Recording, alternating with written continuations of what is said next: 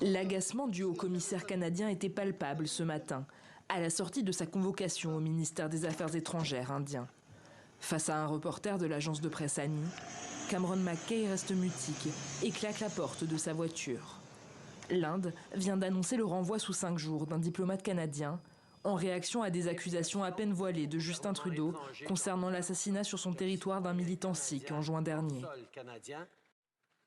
Au cours des dernières semaines, les organismes canadiens de sécurité se sont penchés activement sur des allégations crédibles selon lesquelles il existerait un lien possible entre des agents du gouvernement de l'Inde et le meurtre d'un citoyen canadien, Hardeep Singh Nijjar.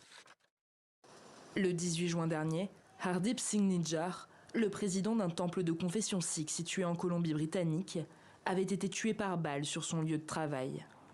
Le prédicateur, qui militait pour l'instauration d'un État séparatiste sur le sol indien, était recherché par le gouvernement de Narendra Modi pour des faits présumés de terrorisme. À la suite de son assassinat, une manifestation avait éclaté devant le consulat de l'Inde à Toronto.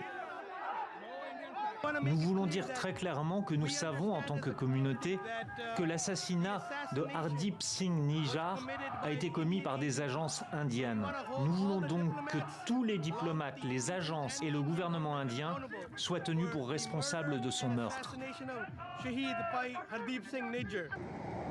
Désormais interdit en Inde, le mouvement indépendantiste sikh a mené des actions séparatistes au Pendjab dans les années 80.